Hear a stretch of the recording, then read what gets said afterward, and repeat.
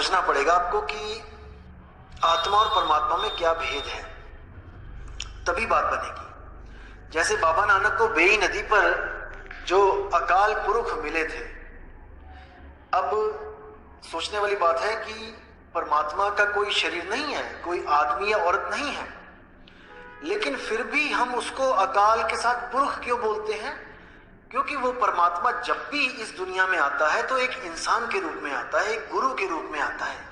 और वो क्यों आता है गुरु के रूप में? क्योंकि हम इंसान हैं, हम जानवरों की भाषा नहीं समझ सकते, हम पशु पक्षियों की भाषा नहीं समझ सकते, कीड़े मकोड़ों की भाषा नहीं समझ सकते, इसलिए उसको केवल इंसान रूप में ही आना पड़ता है हमें समझाने के लिए। अगर वो कुत्ता बिल्ली बकरा चींटी मच्छर बन के आएगा, हमारे कान में घूं घूं भी करेगा सारी रात, तब भी हम नहीं समझ पाएंगे वो कहना क्या चाह रहा है।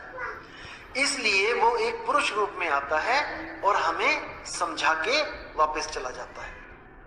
वापस चला जाता का मतलब ये नहीं है कि वो कहीं किसी लोक में चला जाता है, क्योंकि उसका आना जाना कोई हमारे आने जाने जैसा नहीं होता है, वो गुप्त और प्रकट होता है। तो साहिब कहते हैं साहिब कबीर का सब घट वासा और गुप्त प्रगट कुछ अजब तमाशा होता है। तो साहिब कहते हैं साहिब कबीर का सब घट वासा और गुप्त प्रगट कुछ अजब तमाशा, जहां संत प्रगट तहां भया हूं और जहां असंत गुप्त वहां रहे। वो प्रगट और गुप्त होता है।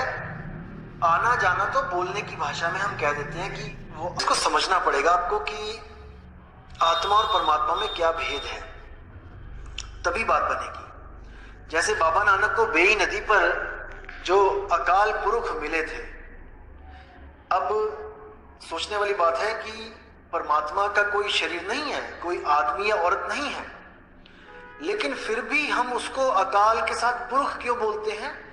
क्योंकि वो परमात्मा जब भी इस दुनिया में आता है तो एक इंसान के रूप में आता है, एक गुरु के रूप में आता है। और वो क्यों आता है गुरु के रूप में? क्योंकि हम इंसान हैं, हम जानवरों की भाषा नहीं समझ सकते, हम पशु पक्षियों की भाषा नहीं समझ सकते, कीड़े मकोड़ों की भाषा नहीं समझ सकते, इसलिए उसको केवल इंसान रूप में ही आना पड़ता है हमें समझाने के लिए। अगर वो कुत्ता बिल्ली बकरा चींटी मच्छर बन के आएगा, हमारे कान में घूं घूं भी करेगा सारी रात, तब भी हम नहीं समझ पाएंगे वो कहना क्या चाह रहा है। इसलिए वो एक पुरुष रूप में आता है और हमें समझा के वापस चला जाता है। वापस चला जाता का मतलब ये नहीं है कि वो कहीं किसी लोक में चला जाता है, क्योंकि उसका आना जाना कोई हमारे आने जाने जैसा नहीं होता है, वो गुप्त और प्रकट होता है। तो साहिब कहते हैं साहिब कबीर का सब घट वासा और गुप्त प्रगट कुछ अजब तमाशा होता है। तो साहिब कहते हैं साहिब कबीर का सब घट वासा और गुप्त प्रगट कुछ अजब तमाशा, जहां संत प्रगट तहां भया हूं और जहां असंत गुप्त वहां रहे। वो प्रगट और गुप्त होता है। आना जाना तो बोलने की भाषा में हम कह देते हैं कि